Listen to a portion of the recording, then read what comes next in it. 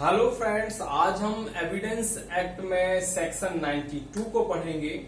ये हमारा evidence act का लेक्चर नंबर 45 है। यदि आपका क्वेश्चन मेंस में आता है तो आप सेक्शन 91 और 92 दोनों को मेंशन करेंगे। 91 सेक्शन हमने लेक्चर नंबर 44 में पढ़ लिया है, उसको आप अच्छे से दोबारा देख लीजिएगा, क्लियर हो जाएगा। और अब हम शुरू करते हैं 92। जैसे कि हम जानते हैं कि एविडेंस एक्ट का जो गोल्डन रूल है, बेस्ट रूल ये है कि यदि जो भी एविडेंस हो वो बेस्ट हो, जो भी एविडेंस आप कोर्ट में देने जा रहे हो बेस्ट होना चाहिए। और बेस्ट एविडेंस क्या है? सेक्शन 91 और 92 ये कहते हैं डॉक्यूमेंट है।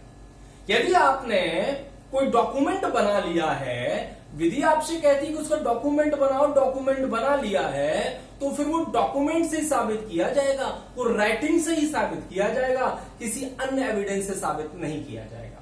91 में हमने पढ़ा था कि यदि किसी संविदा का, अनुदान का या संपत्ति के ट्रांसफर करने को हमने लिखित दस्तावेज बना लिया है, डॉक्यूमेंट्री फॉर्म में बना लिया है, तो यदि उसके संबंध में कुछ विवाद उत्पन्न होता है, उसकी टर्म्स के संबंध में, शर्तों के संबंध में, तो फिर उसको केवल डॉक्यूमेंट से ही साबित किया जाएगा और विशेष परिस्थितियों में सेकेंडरी एविडेंस दे सकते हो, अदर कोई एविडेंस नहीं दे सकते।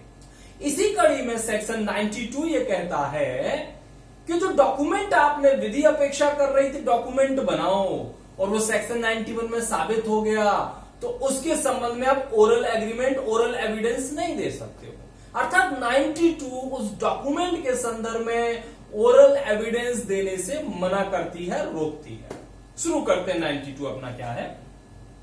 92 की जो हेडिंग है वो ये है, exclusion of evidence of oral agreement. यानी कि यहां पर exclusion of evidence, oral agreement के एविडेंस को एक्सक्लूड किया जा रहा है, रोका जा रहा है। तो इसको लागू होने के लिए कुछ 2-3 पॉइंट हमने बना लिए, उसको आप समझ लीजिए। तो पहला पॉइंट ये है कि यदि लॉ यानी कि विधि आपसे अपेक्षा करती है कि ऐसे कॉन्ट्रैक्ट को या फिर अनुदान को या संपत्ति के अंतरण को आप लिखित रूप में बनाओ, ऐसी कोई संविदा को, अनुदान को या संपत्ति के अंतरण को, उसकी टर्म्स को या फिर उसकी विषय वस्तु को लिखित रूप में बनाओ, और वो चीज यानी कि वो जो हमारा था वो डॉक्यूमेंट सेक्शन 91 के अनुसार प्रूव भी हो गया। सेकंड कंडीशन ये है, and it had been proved according to section 91, और वो चीज 91 के अनुसार साबित भी कर दी गई है। तो जो डॉक्यूमेंट आपने बनाया था उसके संबंध में अब परिणाम ये निकला, यदि ये दोनों कंडीशन पूरी है। पहली कंडीशन कि लॉ आपसे अपेक्षा करती है कि इसका डॉक्यूमेंट बनाओ, कॉन्ट्रैक्ट का, अनुदान का या संपत्ति के किसी अन्य प्रकार से अंतरण का, और वो डॉक्यूमेंट यानी कि वो चीज यदि सेक्शन 91 के अनुसार जो पहले हमने पढ़ी थी उसके अनुसार साबित भी हो गया है, यदि दोनों शर्तें पूरी हैं, तो फिर इसका रिजल्ट ये निकल रहा है, रिजल्ट ये है कि अब उसके संबंध में ओरल एग्रीमेंट या स्टेटमेंट अर्थात ओरल एविडेंस नहीं दे सकते। क्या लिखा है? No evidence of oral agreement, यानी इसके संबंध में आप कोई भी ओरल एग्रीमेंट का एविडेंस नहीं दे पाओगे, या फिर न ही उसके संदर्भ में आप कोई स्टेटमेंट दे पाओगे। तो वो लिखा है no evidence of oral agreement और स्टेटमेंट शैल बी अलाउड। किस लिए नहीं दे पाओगे? क्योंकि हो सकता है पक्षकार ये कहे, ओरल एविडेंस ले आके भाई इसमें ये नहीं था, कुछ जोड़ना है, कुछ घटाना है, कुछ फेरफार करना है।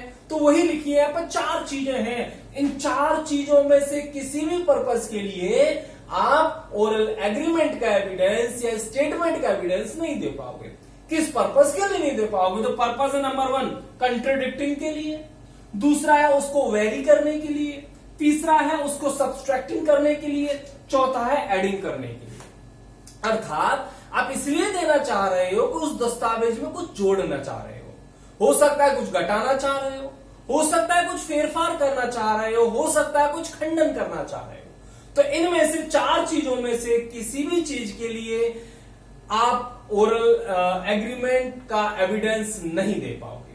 तो सेक्शन 92 में किनको रोका गया है ओरल एग्रीमेंट का एविडेंस देने के लिए? Number 1 parties of the instrument, जो आपने डॉक्यूमेंट बनाया था, जो इंस्ट्रूमेंट बनाया था, जो उसकी पार्टी थी, वो नहीं दे पाएंगी। और नंबर 2 देयर रिप्रेजेंटेटिव, उनके जो प्रतिनिधि हैं वो भी इसके संबंध में कोई भी ओरल एविडेंस नहीं दे पाएंगे।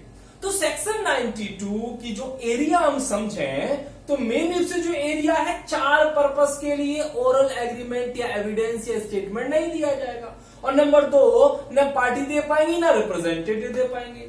अर्थात इसके अलावा यदि कुछ होता है तो वो दे सकते हैं, एक्सेप्शन में पढ़ लेंगे उसको हम। तो अब हमने एरिया इसका समझ लिया, अब इसका उद्देश्य क्या है, मतलब क्यों सेक्शन 91 और 92 बनाए गए हैं, जिससे कि पक्षकार उसमें कुछ फ्रॉड ना कर सके, कुछ घटा बढ़ा ना सके, कुछ दस्तावेजों को छेड़खानी, मतलब कुछ ये ना बोल सके ऐसा नहीं था ऐसा था, बाद में जाकर हो सकता है अपने फैक्ट्स को बदलते, स्टेटमेंट को बदलते। तो इसीलिए इस प्रकार के ओरल एग्रीमेंट को रोका गया है, जिससे कि फ्रॉड ना कर सके दूसरा पक्षकार और बार बार इस प्रकार की परेशानी ना आए, वो चीज क्लियर हो जाए। तो इसके कुछ हमने जनरल रूल पढ़ लिया, अब इस जनरल रूल के कुछ अपवाद भी हैं, अर्थात इन अवस्थाओं में ओरल एविडेंस दिया जा सकता है। कौन सी ऐसी अवस्था है? सेक्शन 92 में 6 ऐसी कंडीशन दे रखी हैं जिसमें ओरल एविडेंस दे सकते हैं। 91 में 2 है और सेक्शन 99 में है। 1 बाय 1 पढ़ते हैं।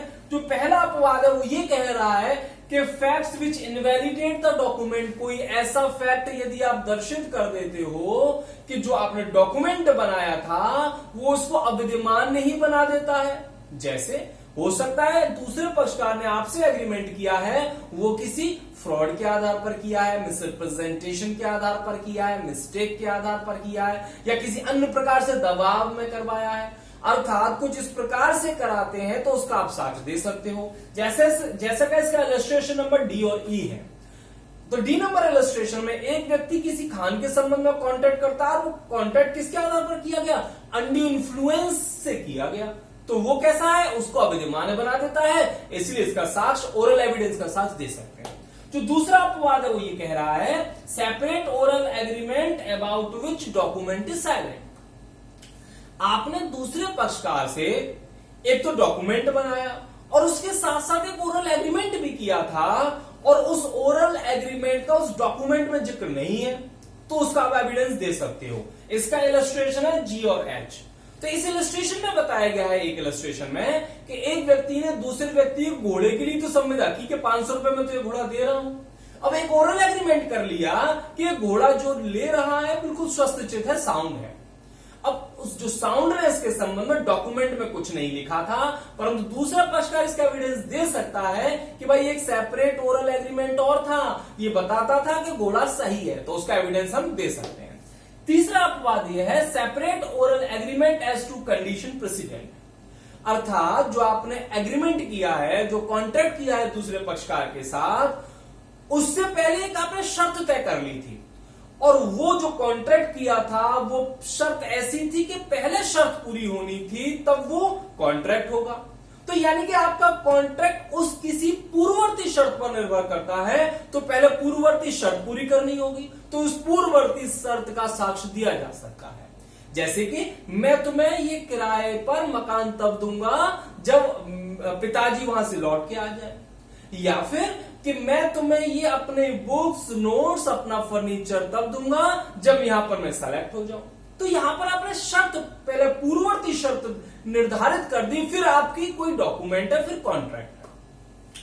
चौथा जो आपका जो अपवाद है वो ये कह रहा है distinct subsequent oral agreement to rescind or modified contract. यानी कि पहले तो आपने कोई कॉन्ट्रैक्ट कर लिया किसी व्यक्ति के साथ में, फिर उसके पश्चात एक और सेपरेट ओरल एग्रीमेंट कर लिया, सब्सिक्वेंट सेपरेट ओरल एग्रीमेंट कर लिया है, और वो एग्रीमेंट पहले वाले को क्या करता है? कुछ फेरफार करता है, उसमें चेंज करता है, उसका खंडन करता है, तो उस सेपरेट ओरल एग्रीमेंट का आप साक्ष्य दे सकते हो। पांचवा अपवाद ये कह रहा है एनी यूजेज और कस्टम, यानी कि जो आपने डॉक्यूमेंट तय किया था किसी कॉन्ट्रैक्ट के संबंध में, कुछ ऐसी यूजेस थी वहां पर, जहां पर किया था वहां पर ऐसी कोई यूजेस थी, कोई आपका कस्टम था, तो उस कस्टम के बारे में साक्ष्य दे सकते हो कि भाई ये भी है। जैसे कि आपने कोई गिफ्ट खरीदा या कोई मिठाई खरीदी, और यहां पर यूजेज है कि जब भी ये खरीदोगे तो उसको कवर में पैक करके दिया जाएगा, या फिर आप इसका आप उसे लोडिंग खुद करवाओगे। यानी कि जो भी इसका कोई कस्टम चली आ रही हो इसके संदर्भ में, कोई यूजेज हो, तो उसके संबंध में आप ओरल एविडेंस दे सकते हो। 6 अपवाद ये कह रहा है facts which show the language of the document. कोई आपने कॉन्ट्रैक्ट किया और उस कॉन्ट्रैक्ट में कुछ ऐसी लैंग्वेज थी, उस लैंग्वेज को एक्सप्लेन करने के लिए, उसको इंटरप्रिटेशन करने की उसका क्या मतलब है, विशेष परिस्थिति होने पर इसका ये मतलब है, या फिर इस परिस्थिति में इस लैंग्वेज का मतलब ये है। अर्थात ऐसे तथ्य का भी आप साक्ष्य दे सकते हो जो उस डॉक्यूमेंट में लैंग्वेज लिखी है, जो लैंग्वेज को बताती हो कि इसकी क्या मतलब है। तो ये आपका 6 एक्सेप्शन हो गया। अब सेक्शन 91 में भी 2 अपवाद थे। पहला अपवाद यह था कि यदि किसी पब्लिक ऑफिसर की जो नियुक्ति होनी थी, अपॉइंटमेंट होना था, किसी रिटर्न में होना था, वो हो चुका है और यह दर्शित कर दिया जाता है कि एज अ पब्लिक ऑफिसर वो काम कर रहा है, तो उस स्थिति में वहां पर उस रिटन अपॉइंटमेंट लेटर की जरूरत नहीं है। जो दूसरा अपवाद है आपका सेक्शन 91 का, तो वो ये बोला है प्रोवेट के संदर्भ में, अर्थात किसी विल पर प्रोवेट आ चुका है, कोर्ट ने प्रमाणित कर दिया है, तो उस स्थिति में अब वसीयत लाने की जरूरत नहीं है, प्रोवेट ही सफिशिएंट है। जो नेक्स्ट है आपका अपवाद नंबर 9, वो सेक्शन 99 को कोट करता है। सेक्शन 99 ये कहता है कि भाई आपके 92 भी ये भी है कि केवल पार्टीज और रिप्रेजेंटेटिव नहीं दे सकते, अदर व्यक्ति दे सकते, 99 में लिखा हुआ है। तो इस प्रकार से सेक्शन हमारा ये जो हमारे अपवाद थे 9 अपवाद कंप्लीट हो गए, सेक्शन 92 भी कंप्लीट हो गया है, हमने ऑब्जेक्ट भी समझ लिया है, और इसमें जो हमने पहले केस पढ़ा था 91 वाला यहां पर भी मेंशन कर दोगे और आपका एक क्वेश्चन कंप्लीट हो जाएगा। Thank you.